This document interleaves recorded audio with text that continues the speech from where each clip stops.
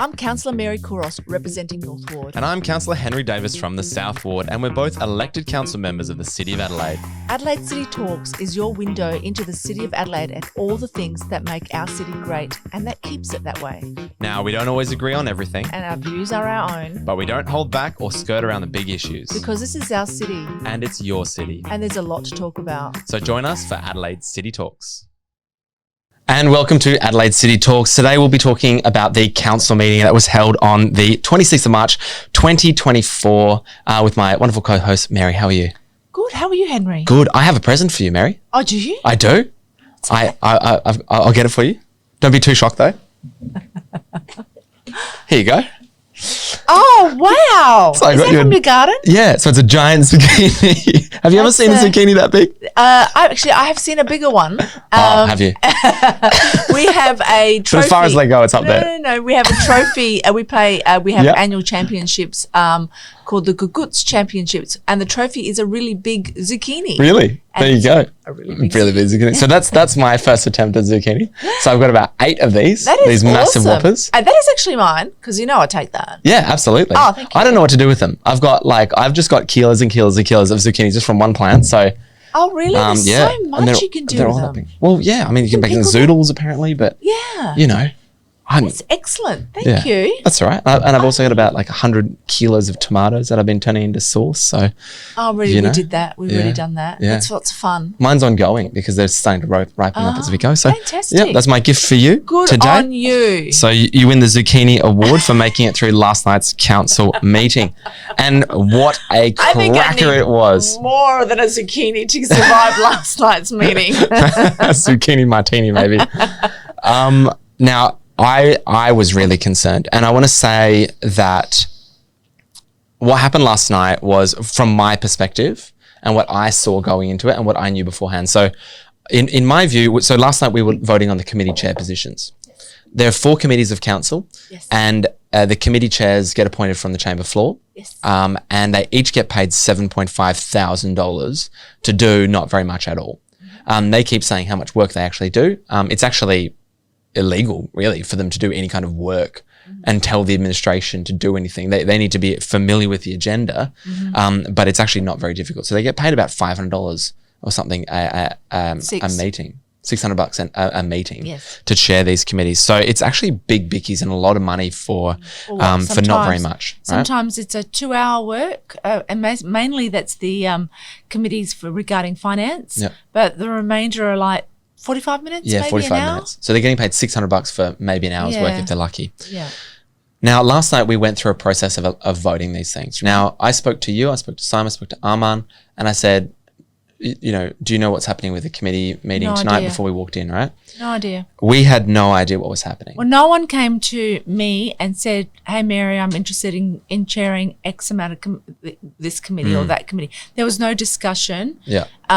with me, and as you pointed out, there was no discussion with you, and you said that you checked Yeah. with some other councillors. Yeah. So, So 4 of us went into that meeting having no idea what happened. no idea. My accusation is that the other 6 knew exactly what was going to happen. Now, Jing Lee wasn't there last night, but my accusation is that they all knew exactly what was going to happen, who was going to get the chairs, and they all went through this process of voting for each other and nominating each other, and it was in concert. They had, in my view, they had decided who was going to do the nominating, and then who was going to get the chair position, and then who was going to get the deputy chair position. Now, Snape made a show of trying to nominate you, then Arman, then Simon For the deputies. for the deputies. Now, that was because there were 6 of them. No, that wasn't for all of them. That's only Because for there was the- 8 positions, including That's chairs right. and deputies. That's right. That's and so right. they didn't want to give themselves double positions. That's right. And so they didn't talk to anybody. They didn't ask them beforehand if they would be interested in this. They just nominated you, and this was like an attempt to get around it. But the seriousness of it was extreme. Now, if what I'm saying is correct, that they all knew who was going to get the committee chairs beforehand, that is extremely dangerous situation for this council to be in, because under Section 75. Let's say, I think you need to explain why, Yeah. because I think that makes it clearer Absolutely. for some people. Yeah. So under Section 75 of the Local Government Act, we have a duty to disclose conflicts of interest. And if last night those committee chairs knew that they were going to be the committee chair and they had formed an agreement with the other committee chairs that they were going to trade votes for those positions, well, they should have declared a conflict of interest. And I made this point a number of times, and I asked to do it as a block to kind of avoid any kind of insinuation that there was this collusion behind the scenes and to remove that as a possibility. The Lord Mayor didn't want to have a bar of that, voting as a block and doing it in one section. So a very, very serious accusation that the members were colluding beforehand to get themselves a material benefit, being the $7,500 as a committee chair. So I've written to the CEO or the acting CEO and asked for all email correspondence about the committee chair positions since the beginning of this term. I've asked for all text messages between councillors off their council phones, which are actually documents of the council. They have to give that in. And I've asked for the phone records. And if you can see that their faction has colluded, then that would be a very, very serious issue. And I think a breach of the Local Government Act to benefit themselves. Well, there's also, isn't there somewhere in the Act in which councillors can't make a decision prior to entering into the chamber? Well, yes. So they obviously had made the decision before entering in. They've obviously all had a discussion. You cannot make a discussion with more than a quorum. You can't get together with a certain number of councillors. There are strict regulations in regards to this. And it's for a reason. And it was very clear last night. It was obviously orchestrated, and in my view, it was orchestrated. Unless it's proven otherwise, I just have lost faith in all of this governance system. I actually have lost faith in the whole governance system. I gave it a go for 12 months, this new structure for 4 committees. I was chair of the Infrastructure and Public Works Committee. I resigned before we started this new year. I didn't know that. I was resigned. like, why are you chairing any meetings? I had no idea. Because I promised I would give it 12 months. Yeah. I said that I would give it 12 months and then we'll review it. Now, in my opinion, in the 12 months, it's created a lot of confusion for the public. Yeah. It's a financial liability for the ratepayers. Not just for the committee chairs, $120,000 for the payment just to the councillors. Yeah, and increase of resources that is required for governance to I think facilitate. it was about $500,000. Well, can I just reach over here? I hope I'm not disrupting the mic. Because it's our podcast, Mary. We can do what we want. I just want to pull out some information in regards to all of this. So there's $471,000 that is allocated for allowances and materials for the new governance structure. Governance in 21-22 consisted of 8.5 FTEs.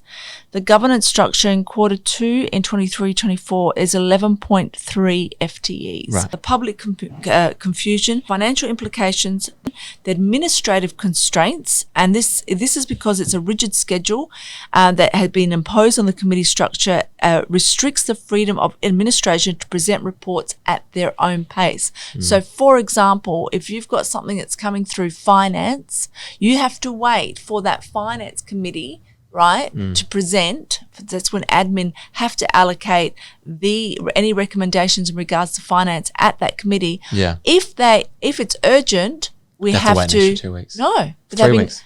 Well, if it's urgent, they have to call a special meeting. Oh, yeah. We've had heaps of those recently. We've been having a lot of special meetings. Yeah. So that's another cost for the chair as well. So they're paid each time. Because the staff members sit there after hours. That's right. To sit through these committees. And the other issue, right, is with the committees is we might have an agenda item that actually requires a lot of staff be there. Yeah. Might have 3 people. But if that's in the second committee, they have to wait around all night until 7:30. That's right. Rather than just saying, okay, look, let's get all the ones with staff where they need to present first and then get them off quickly, right? So that's going to contribute to time and lieu, and they're just sitting around doing, not very much between 5:30 and 7:30. And didn't you make a point last night where what we've been doing a lot lately. Oh yeah, we close the committee. We close one committee, open the committee again. Open another committee, and then we close the committee to of that one that we open, so we can open the other one that we hadn't been finishing before. I don't know, people. I don't know. So the alternative, what I'm suggesting, one committee, Which which what we have had? every 2 weeks. Yes. It's chaired by the deputy Lord Every Mayor. week we had a committee meeting. Yeah. Every week we had a committee meeting. It was separated in which pillar it fits under the strategic plan. And it allowed administration to slot in the information that was required for us to make a decision of council. And Carmel Noon keeps saying, oh, well, it's so much better now than the old council. Well, the reason is because Councillor Martin was the one who was asking all these questions on notice and all these motions and had all this stuff, and that's why it went forever. Well, I was there, Henry, and it was tiring. He would ask question after question after question. And kudos to former Lord Mayor Sandy Verschoor. She gave him the floor to be able to do that because she believes in democracy. She believes that a councillor should have the right to ask the questions that their constituents might be asking of him. She cannot question whether they're valid or not. I was appalled last night. Oh, well, they try to kick you out. Appalled that let's get to that one. Let's talk about that one, actually. Yeah, so they tried. Let's do that now. So there's this Regulation 29, which if a councillor is now this is meant for extreme things. Improper Regulation behaviour. 29. Yeah, this was created This is by like a when councillor I was that used told to be to F off. That would be improper behaviour. Yeah. But well, even actually, not even that. It's actually more serious than that. Like the reason I was part of the council, well, it's not just improper behaviour. It's behaviour that's so bad that would stop the council from being able to function.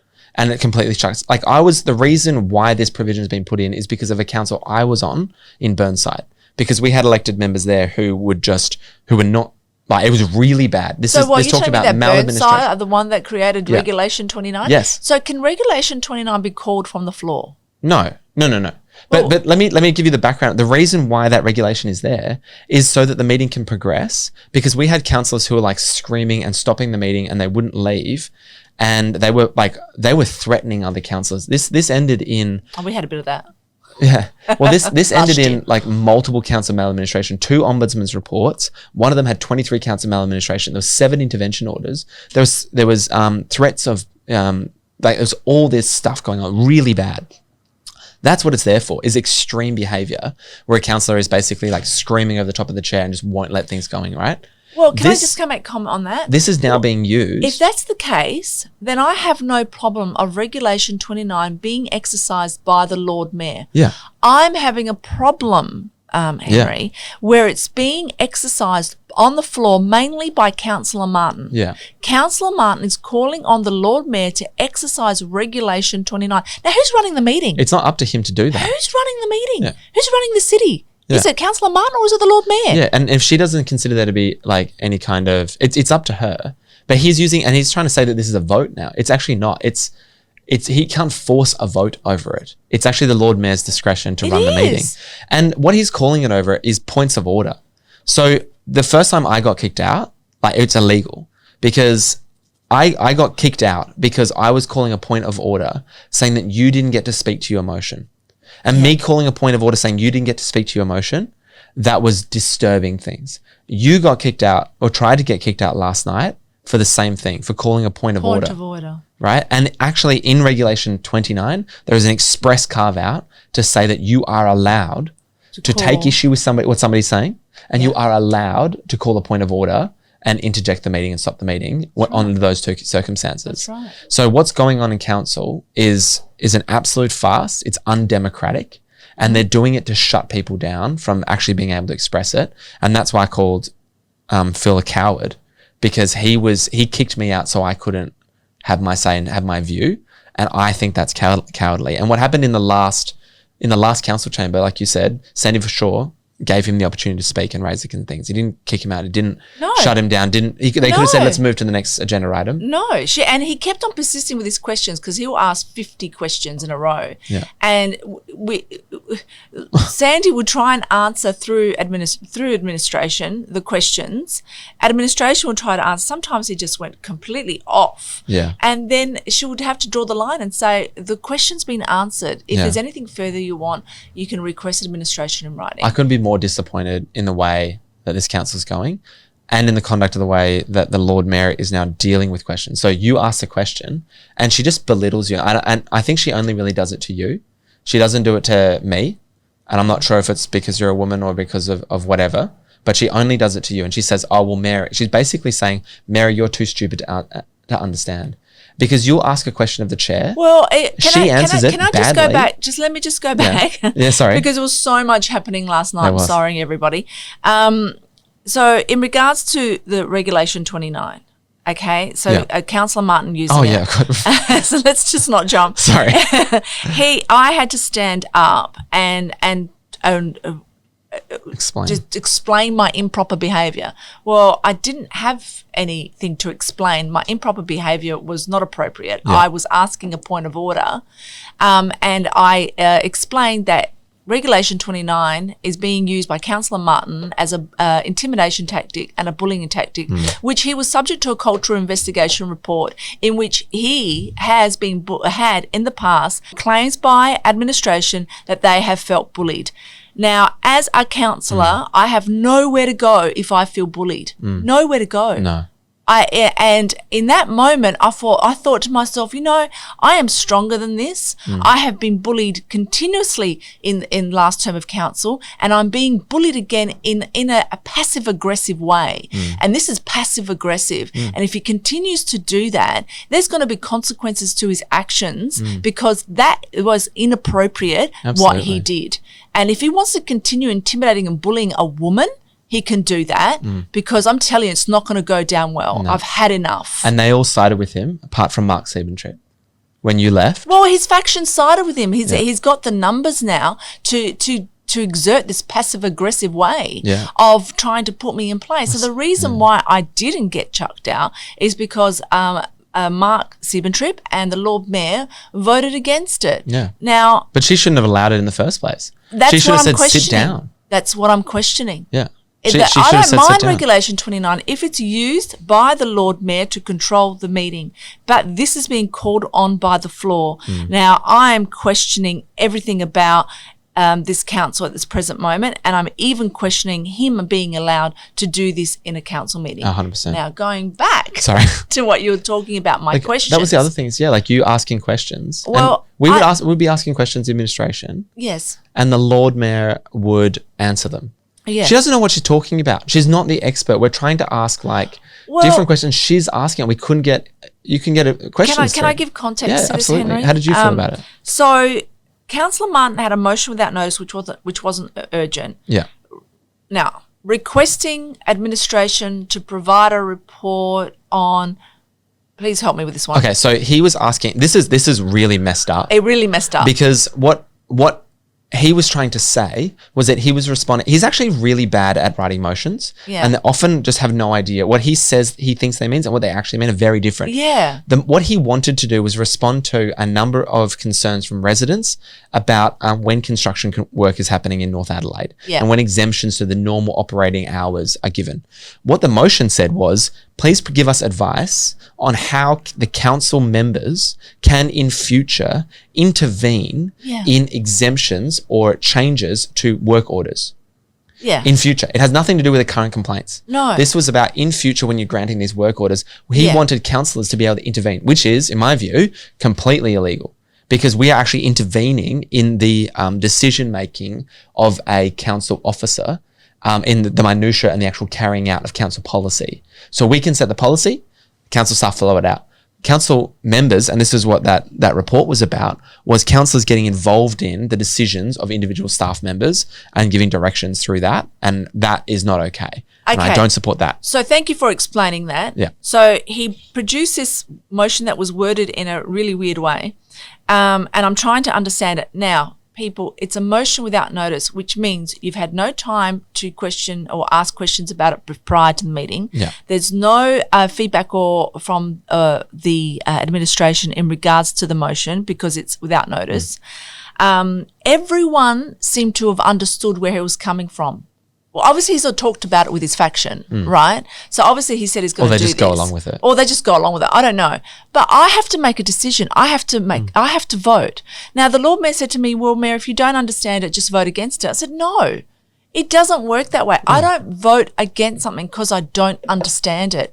I will vote because I do understand it, and I will give you my yes or no answer in relation to it. And the administration were just saying, oh, we get it. I'm like, okay, so what do you understand these words mean? I don't get if it says, ipsum deum, whatever it is in Latin. Okay, let's just say that it's a made-up language, and the administration says that means we're going to paint the fence green. Yeah. Now I get it. If that's what you're interpreting it. Yeah. But if they just say it, we understand it. I'm like, well, I don't understand it. It's all in Latin. It's in gibberish. It's badly worded.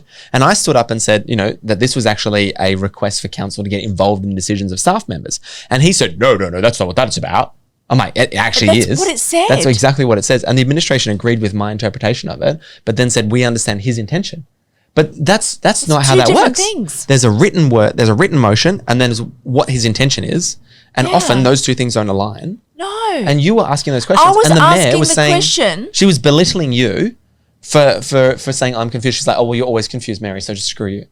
And I thought that was outrageous. I found it very outrageous. And so then I asked, through you, Lord Mayor, can administration please advise us how they interpret this motion? Yeah. And then the acting CEO just goes, oh, we understand the intent.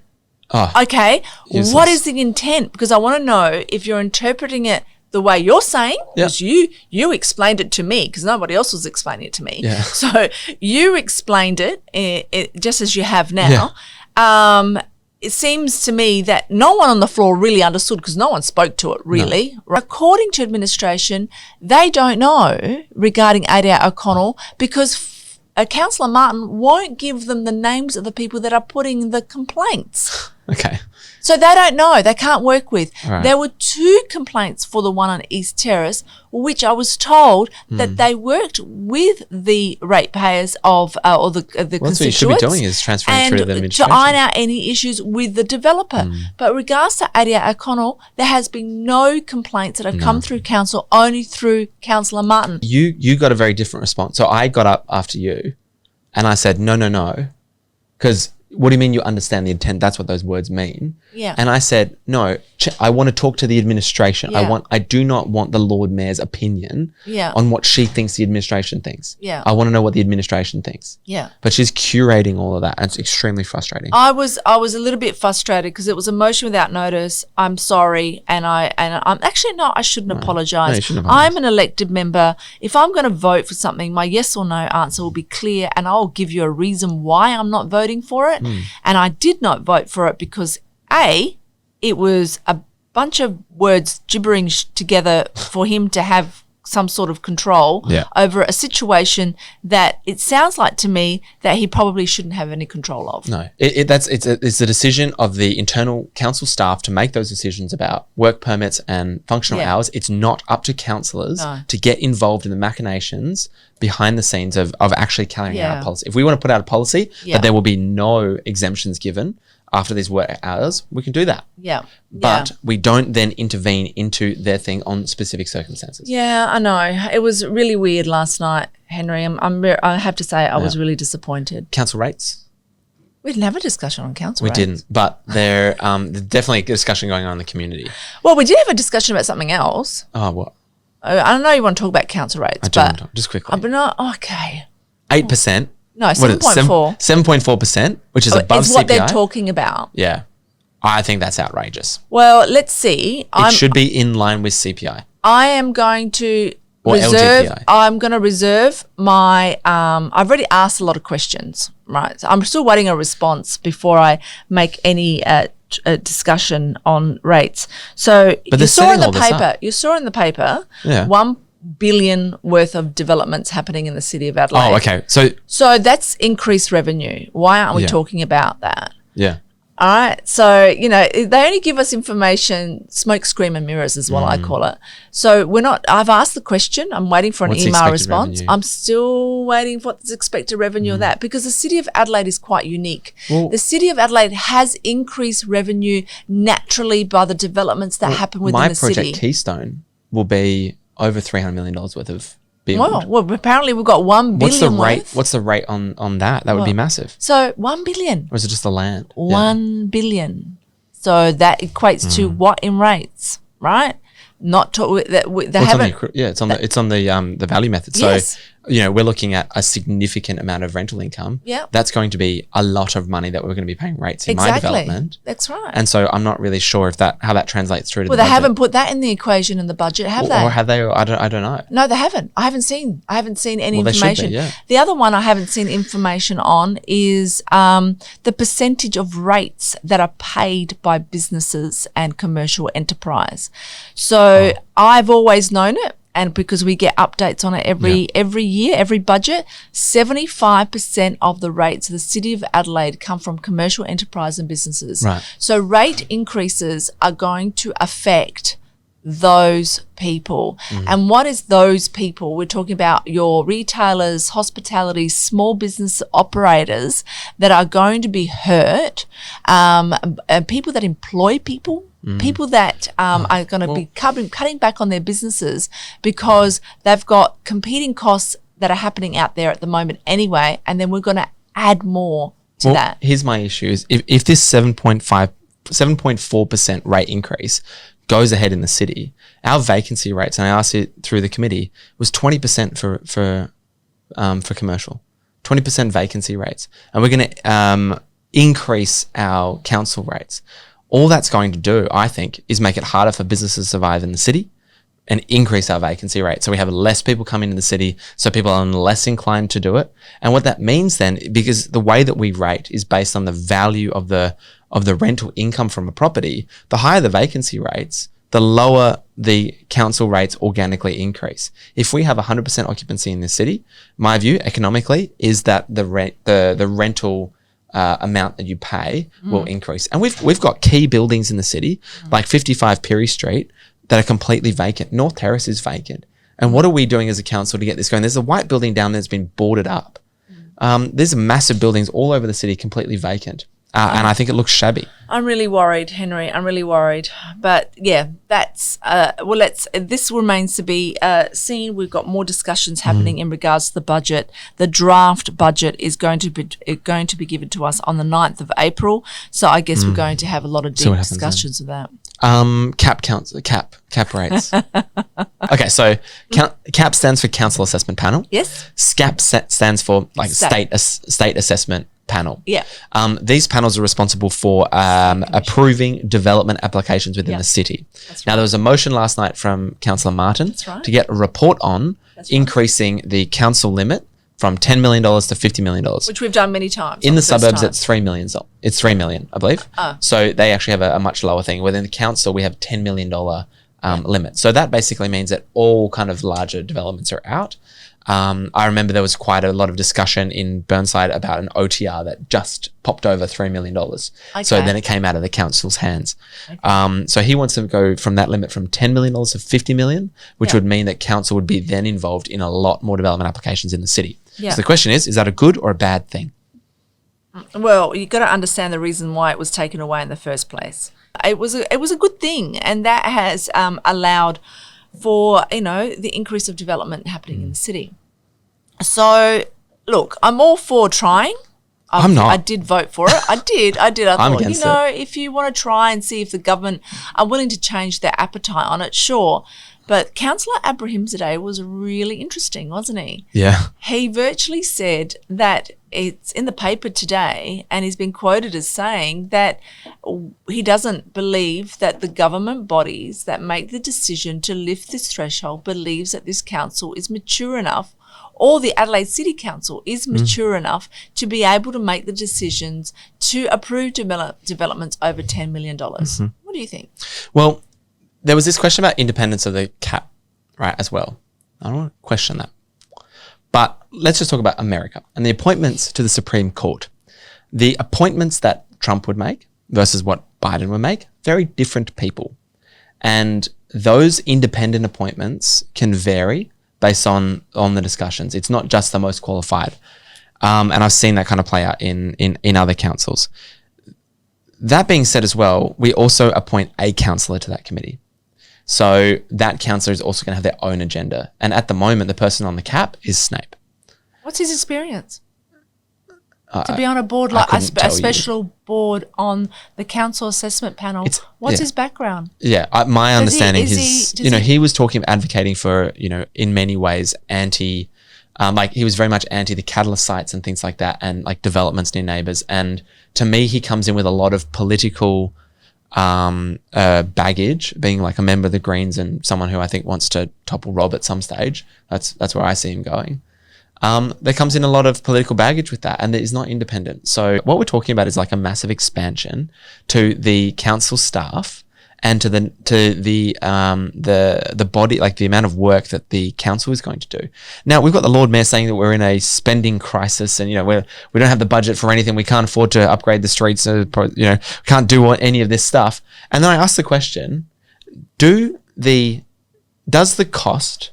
So when you put in a development application, you have to submit a fee as well. You have to pay a fee. Does that fee always pay for the council staff? The answer is no, right? I can tell you 100% the answer is no. We make a loss, and that fee is not fully cost recovering. I was very surprised the administration didn't know that was just a no, it does not. But we also need to get court cases. I'm not sure you got an answer. I don't think you got an answer. They basically said, well, sometimes.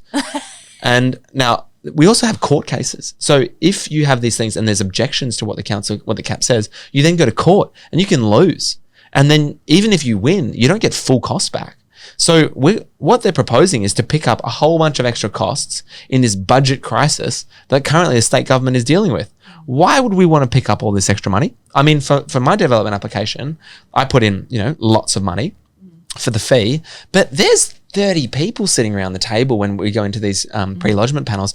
There's multiple of them. There's a lot of submissions. There's a lot of work that gets done. No way would the fee that we pay even come close to covering that cost. And the department's probably running at a loss to run these things. Why would we want to pick up the fee or the additional loss for ratepayers to pay? For what benefit? Well, maybe if... Makes no sense to me. Yeah, look, I hear your point. Let's lower the cap and make the state government do all of them. That would save us millions. Well, it's a report. It's a request. It's going to go nowhere. I don't really think it's going to. I don't think it's going to go anywhere, but good try. Last thing. Oh, no, two more things. What's that? Safety in Rundle Mall. I was away, but we had a guy brandishing an axe in Rundle Mall. You did very well on the radio, Henry. Thank you. I think you nailed it. I just wanted to reassure people to say that they're not there every day.